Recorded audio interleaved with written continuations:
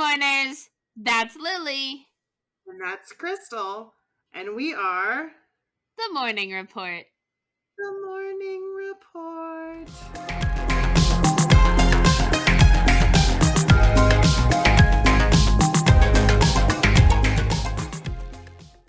Hey, Mourners. Lily, are you okay? You were like, I'm going to push record. And I'm like so used to the old program where it had a countdown. With the countdown. Then I was like, I get it. And then we got like 10 seconds in, and you were like, hey. And I was like, I don't know what to do. Hey. There we go. Hi, we'll start Lily. there. I'm so tired. Girl, same. So tired. Apparently. Yes. I'm not as young as I used to be, and that was handed bullshit. to me on a silver platter. I don't plan on getting old, and I don't think I'm going to let you either. Look, you fill your body up with adrenaline all the time. You'll just die super early. Well, I don't know. That is like the definition of like live hard and fast. Hi. Hi, as I chug my Capri Sun.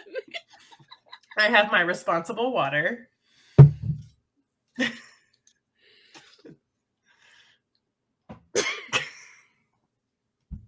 There is no water here. That's for the next episode.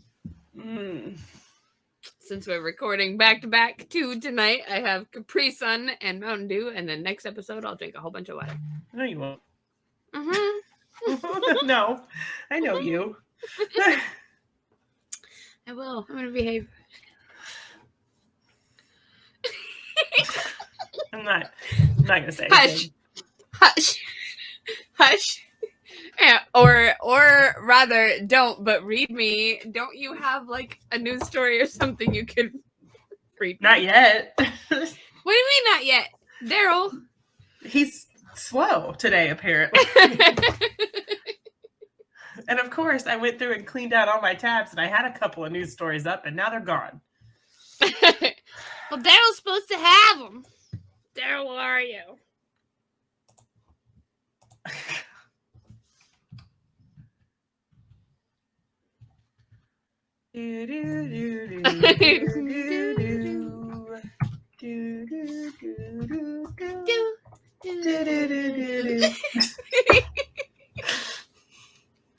So how have you been? Happy birthday! Did you know today is May Day? I did. Hi. Hi. Happy Fire Festival Day. Happy Fire Festival. I guess it's one of several fire festivals we get, but I like the fire festivals. Nope. I had to move our security camera from the back door to the front door because the kids that the girls play with will ding dong ditch us at like 8 o'clock at night. I'm an idiot. Keep talking. Okay. I have a news story. Yeah? You want to read the news story? I do. But first I want to read this other headline that has just tickled me. I'm not going to read the story because I don't feel like I need to after the headline. Cobra swallows entire snake in road. I'm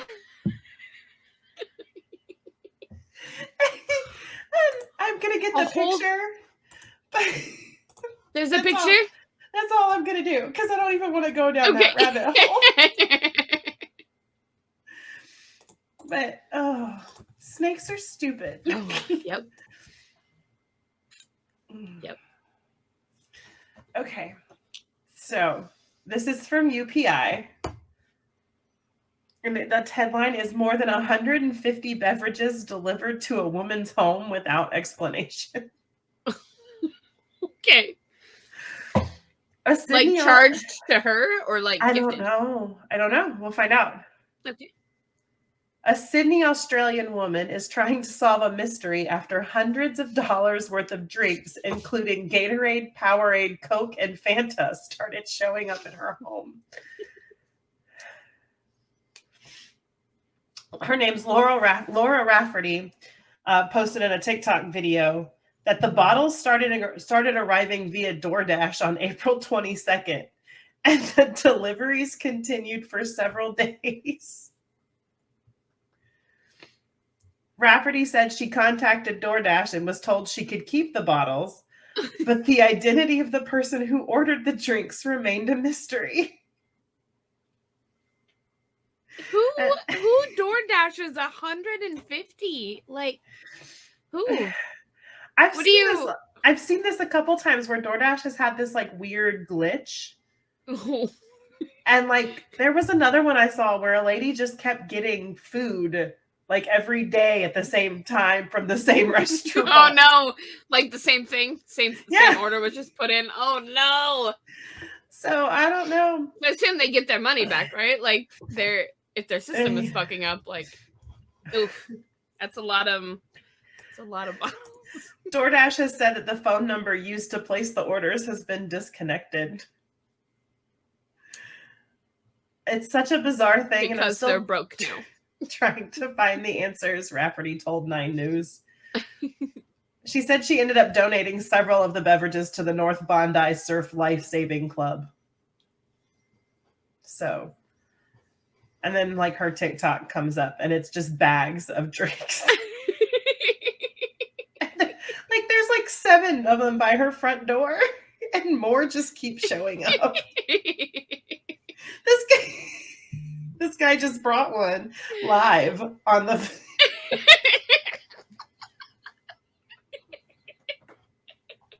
You should drop the TikTok in the chat and we can post it when the episode comes out. Oh my god. That was hysterical. That video is glorious. This is really good. It tastes like a bomb pop. Which one is that? I guess that's kind of what I expected. It's new. It's called Summer Freeze. Flavored Mountain Dew scares me though. Yeah, it's often very weird. And Mountain Dew is really sweet. I don't drink a lot of Mountain Dew anyway. I drink Coke mostly. This is really, really sweet. So I wouldn't drink it very often, but it is really good. Tastes like a bomb pop and Mountain Dew had a baby. Oh, that's cute. It's yummy. I really like bomb pops. Cool. So that was my fun. Weird news stories. Yeah. I don't even know, like, how many would it take for me to be like, so what's going on? Or would I just be super How many excited? drinks do you mean? Or would I just be super excited that I was getting free drinks? Holy shit. This snake. Eating damn. Another snake. We're gonna the logistics of that freak me out though. I don't like the idea of there being another body inside of another body and that first body I guess, like, still functioning. Snakes can like unhinge their jaws though and eat massive things, right? So the snakes could have been roughly the same size even. But that snake still has organs, right? Is there not just another snake inside? Like it. You're right though. That's true. Where does everything? I'm gonna put a picture of that up just a second because that's And I've been pregnant. I know how it works. I know that things just move, but that's a whole ass snake in another snake. Yep, that's a lot. So I don't know what to tell you. I got nothing. Okay.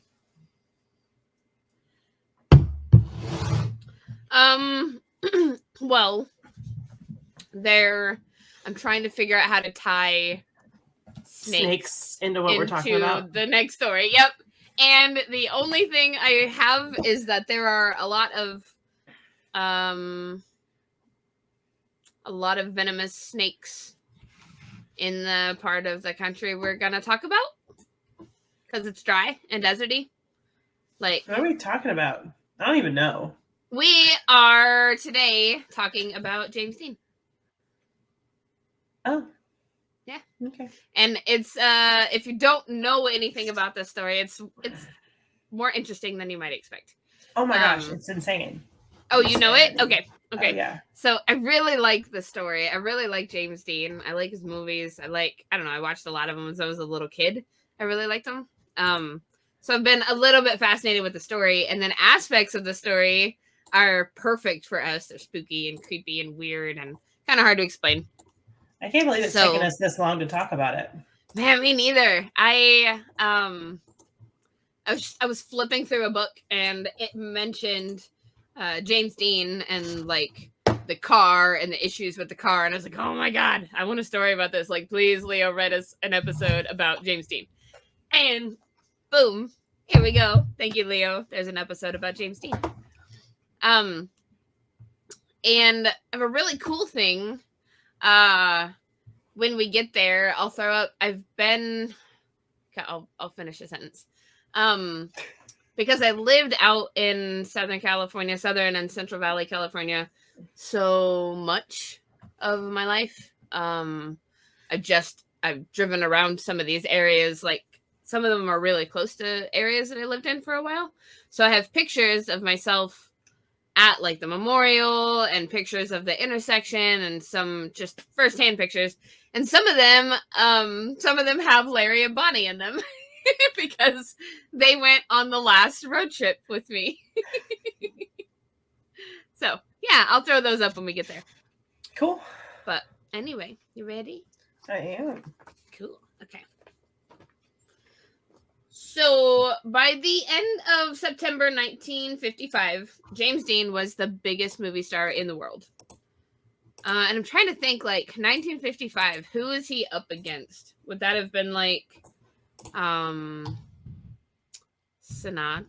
Because he acted and he sang, right? Yeah. Let's see.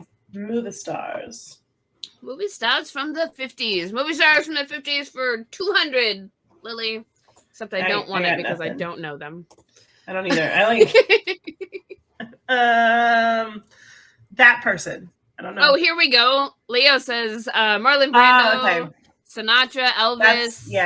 That's where I was Taylor, Marilyn Monroe. Okay, so that's the era, and now that that's thrown out there, that makes sense. So when you think about who do you think about when you think about James Dean? Marilyn Monroe, right? Yeah. So he had a huge passion for racing, and he used money from his first big starring role to buy cars and to break into racing professionally. He placed first and second in a few California races in early 1955, and he wanted to be in the Indianapolis 500 that year. Work on his final film threw a wrench in those plans, for Warner Brothers Studios executives barred him from doing any racing during production. Probably because they're like, we don't fucking want you to kill yourself or break yourself and not be able to continue filming. That's right. So when production wrapped up in mid-September, Dean was chomping at the bit to get back behind the wheel. He traded in his 55 Porsche Speedster, and if we can get a picture of that, that would be rad, for the faster, more powerful 55 Porsche 550 Spider, and entered a race in Salinas, California, happening on October 1st. 2 days after Dean got the car, actor Alec Guinness, of course, Obi-Wan Kenobi, met James Dean with the Porsche in tow on September 23rd at a restaurant. Damn, Leo says that car only stood 39 inches off the ground. That is so low. That's my hip. Damn, that's so short. That's my hip. 39. I wonder, I don't know what that is on me. Probably close to around where your belly button is, maybe, if I remember us correctly. Yeah, I know there's a picture on the fridge that shows a really good height. Yeah. Anyway. So James Dean showed Alec Guinness the car, and Guinness later recalled what he said to James on a talk show in 1977. In quotes, I said, "Have you driven it?" And he said, "No, I have never been in it at all." Guinness said, and some strange thing came over me, some almost different voice, and I said, "Look, I must say something. Please do not get into that car, because if you do," and I looked at my watch and I said, "If you get into that car at all, it's now Thursday, 10 o'clock at night, and by 10 o'clock at night next Thursday, you'll be dead if you get into that car." Dean laughed it off and made plans to race in Salinas, California on October 1st. Oh, Jesus. So, on the... Oh, you know what would be good to have? Can we have a picture of a California map with Salinas marked on it? Like, so we can see where it is in the state. So, on the fateful day of September 30th, 1955, Dean and his mechanic were speeding up Route 466 when they came upon a three-way intersection. The stuntman and friend Bill Hickman followed with a trailer behind to tow it back to LA after the race. Donald Turnip Speed, that's literally his name, Turnip Speed, a 23-year-old Navy vet from Tulare, California. That's where my mom lives. I went to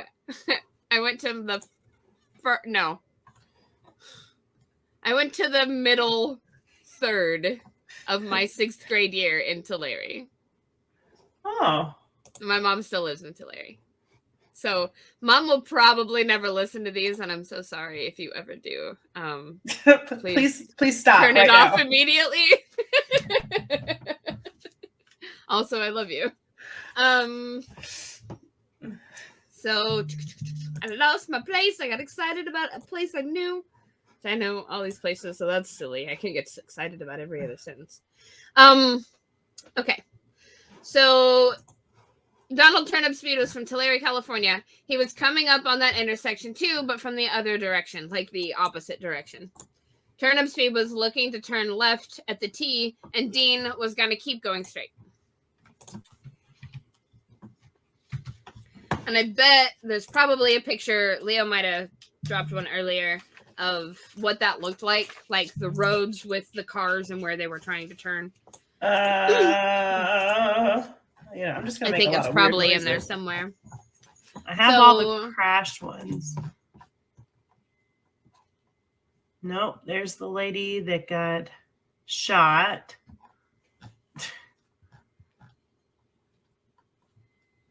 So Turnip Speed must have thought that Dean was far enough away from the intersection to avoid Dean's car coming through, but maybe he misjudged how fast Dean was driving.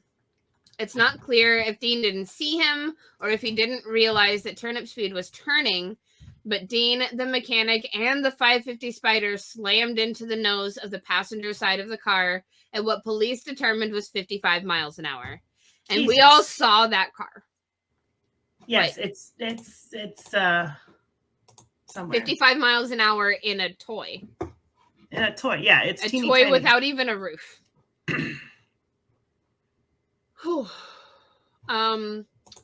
Turnip Speed's Ford was dang it. Turnip Speed's Ford was spun around on the road and he walked away with bruises and a bloody nose.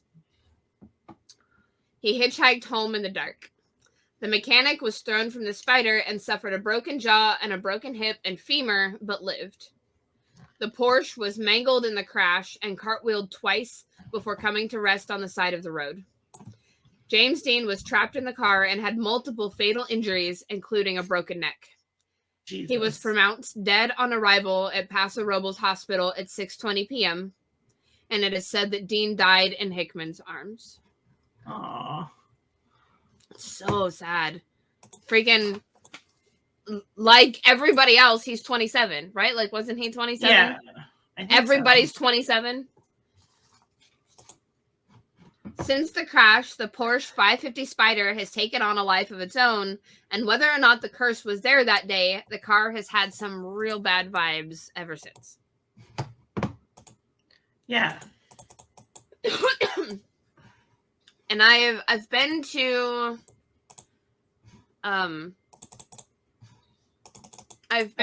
like the gas station right there in the corner, and they call it James Dean's last stop, I think, because I think it literally was the last place he stopped at before he died, was like this gas station. And I stopped to, I don't know, get gas and some snacks or something. I've got some pictures of that I'll throw in here. Oh, here's a picture. So yeah, that's the intersection. James Dean is here. Turnseed is here. Crash is here.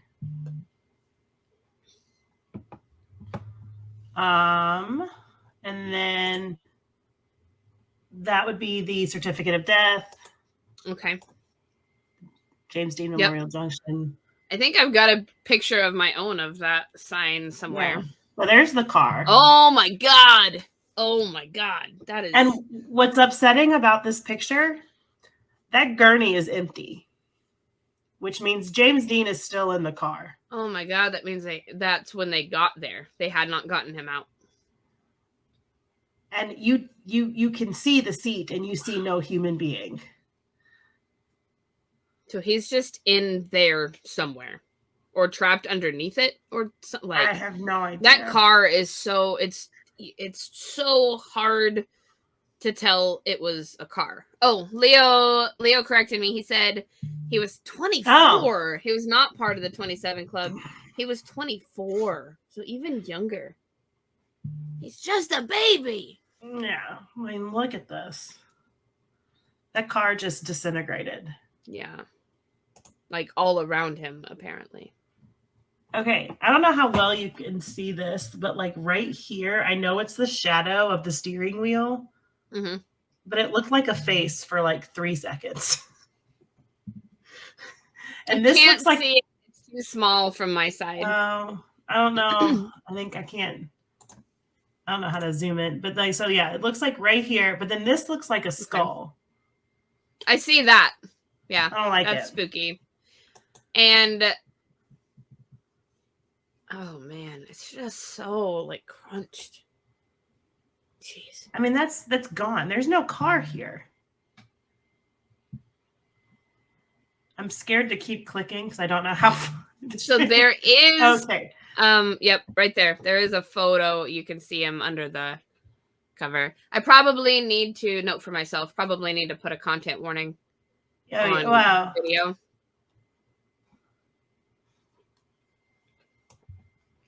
Yeah. So man. If they that's ridiculous. Yeah. Whew, that's rough.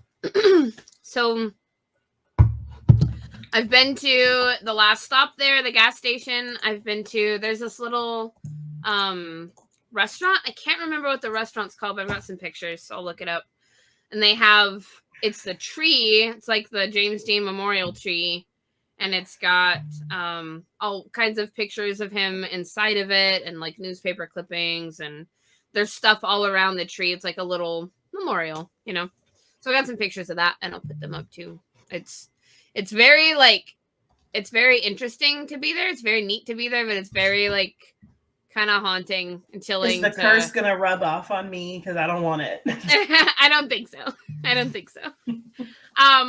But speaking of the curse, stick around for next week because we're gonna finish this James Dean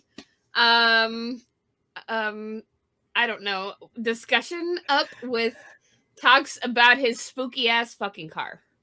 So you don't want to miss that.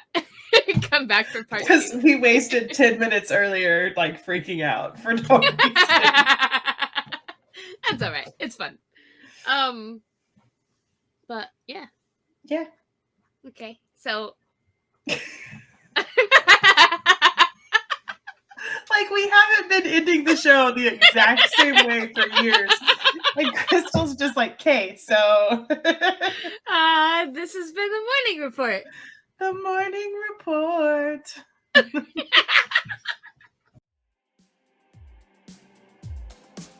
Hey, mourners. That's Lily. That's Krystal. And we are the morning. Hey, mourners. That's Lily. That's Krystal. And we are the morning report. Morning report. Hey, mourners. That's Lily. That's Krystal. And we are The Morning Report. It's not hard. What is wrong with us? Okay. Okay. Okay.